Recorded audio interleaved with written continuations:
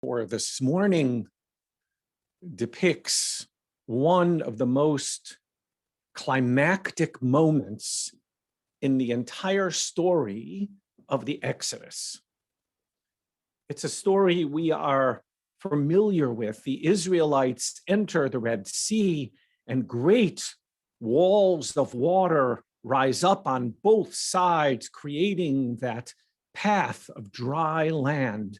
The Egyptians that are hot on their trail rush into the sea as well, only to drown in the waters that close in upon them. But the Torah, as we'll see this morning, the Torah omits a few details, key details.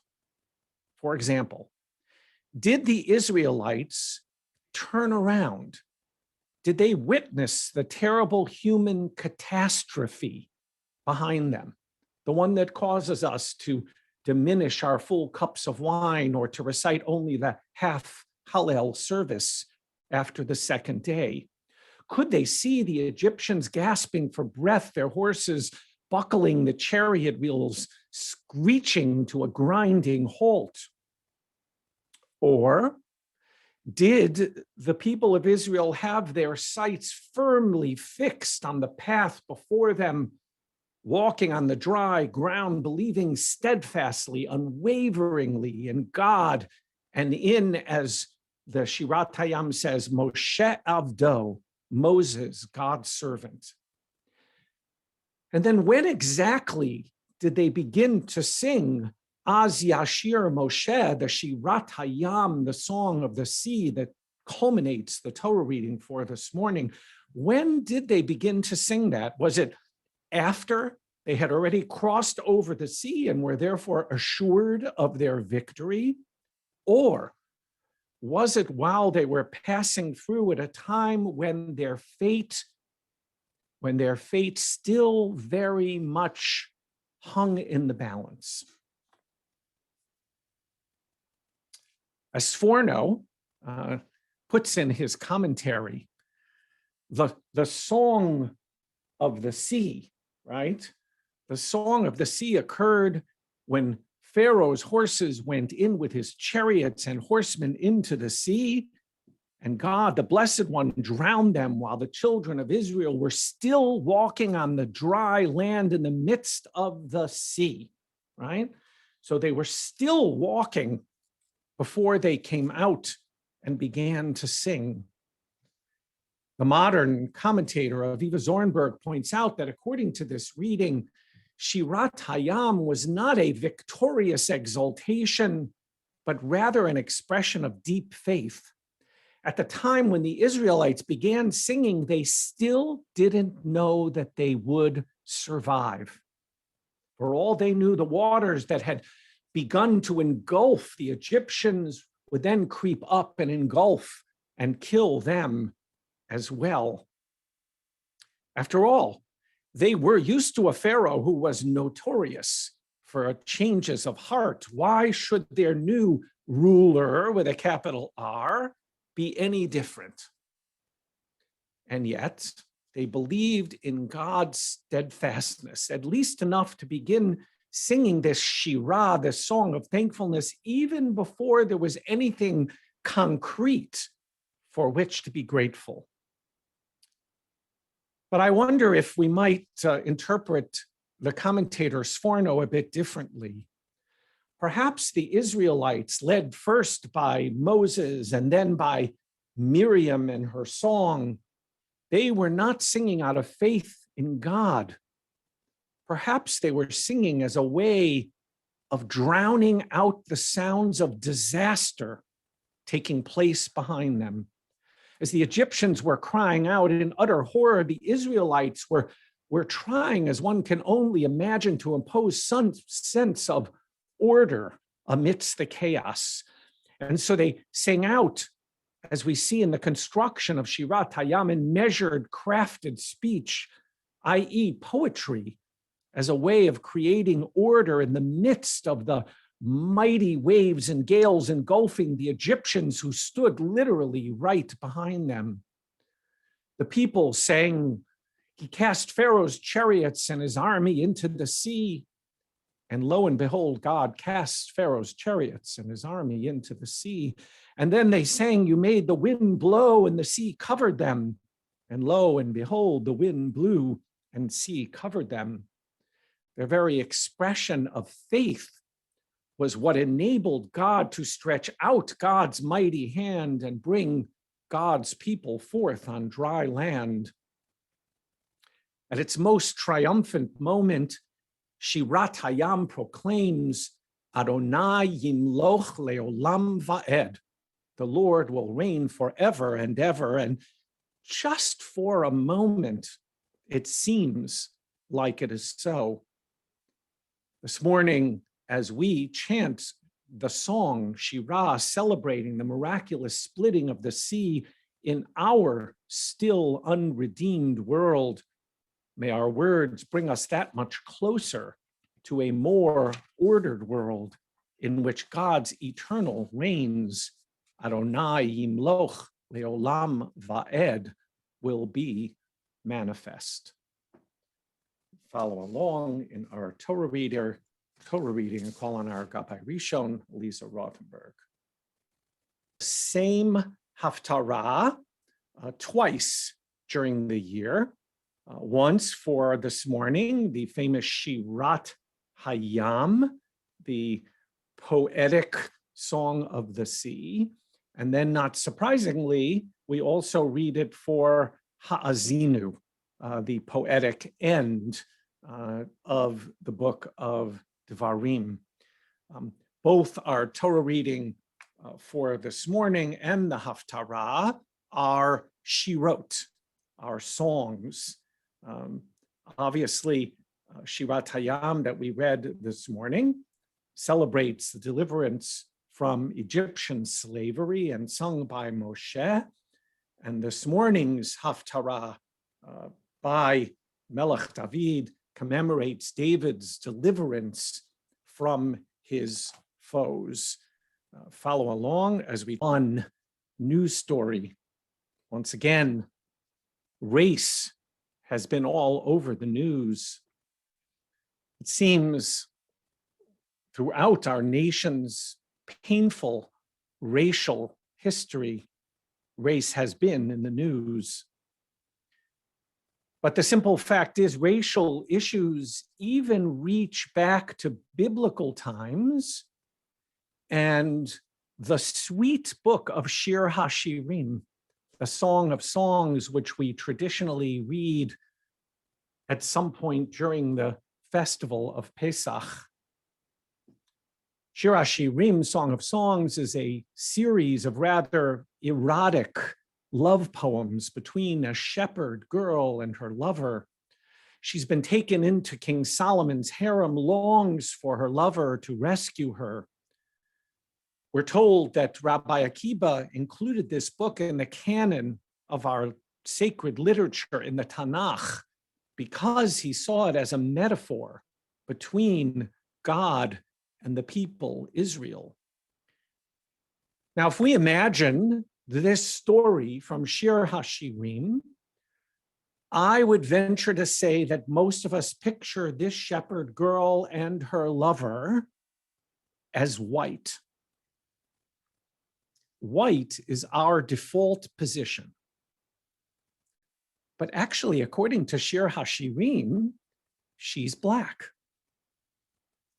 As our Christian friends celebrate Easter tomorrow, the same in many ways can be said how Western art depicted Jesus and Mary as almost exclusively white. Some of you may remember about 6-7 years ago when, at the time, Fox News host Megyn Kelly caused some controversy when she declared Jesus was a white man too. He's a historical figure. That's a verifiable fact, as is Santa. I just want the kids, she said, to know that.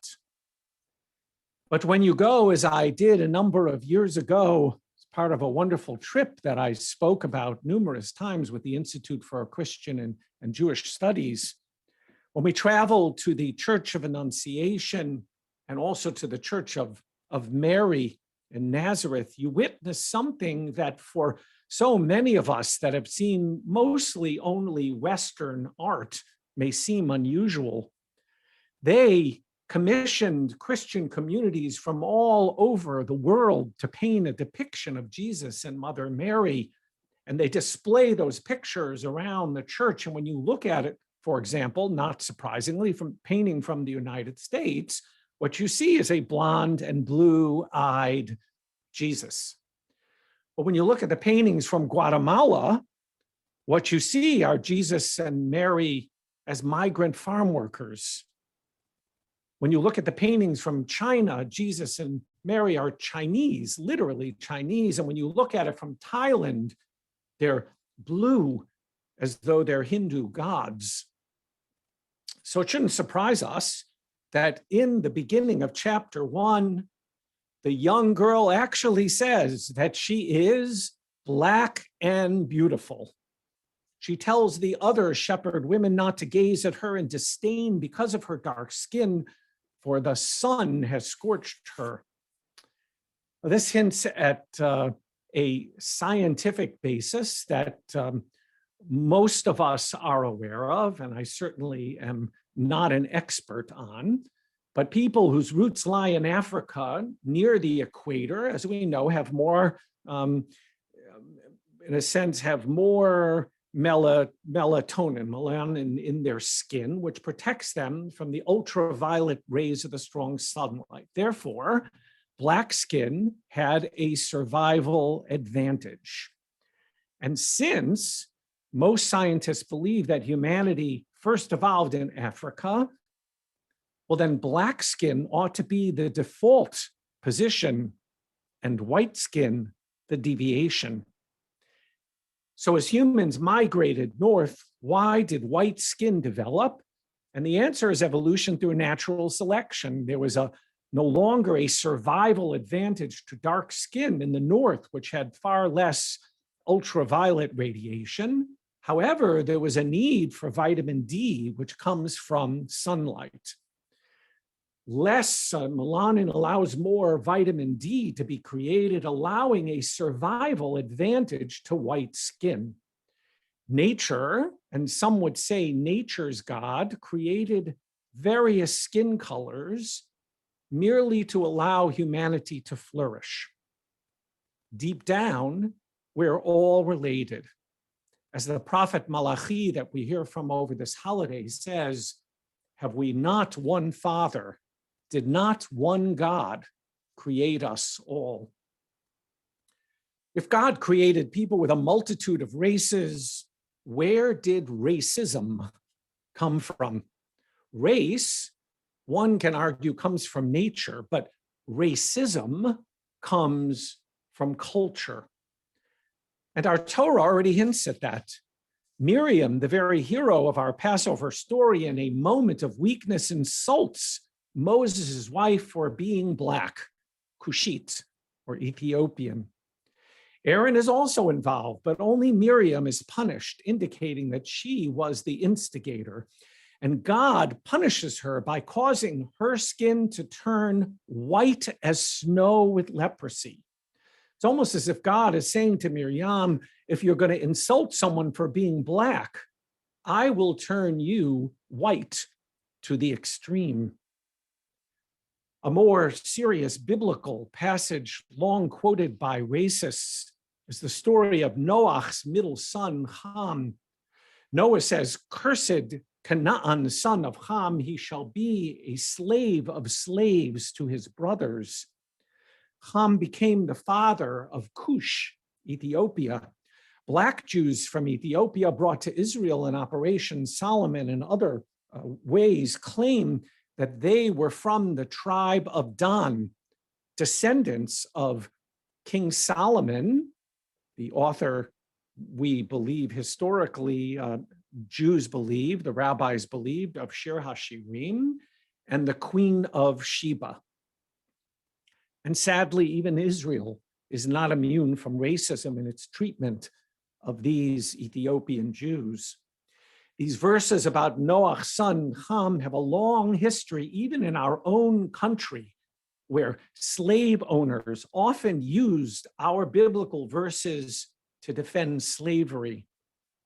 If even the Bible can be used for racist purposes, racism must be a deep part of human culture. We humans are part of nature. We're part of nature, but we learn culture from our parents and from our community. As Rogers and Hammerstein famously wrote in their 1949 musical, South Pacific, you've got to be taught to be afraid of people whose eyes are oddly made, the peoples whose skin are a different shade. You've got to be carefully taught. That lyric is over 70 years old, but today, in addition to what we've seen this week, in the past number of weeks and months and year, a huge rise in anti-Asian violence, including what happened in Atlanta, hatred of Blacks, Hispanics, Asians, and too often us as Jews seems built into our culture. Nature created all of us, human beings, of many colors. Culture often causes human beings of one color to hate or to look down upon those of another. The message of this holiday, ultimately of Pesach, love the stranger, identify with the stranger, teaches us that we must work to overcome these cultural biases and learn to love all of humanity in all of its many hues.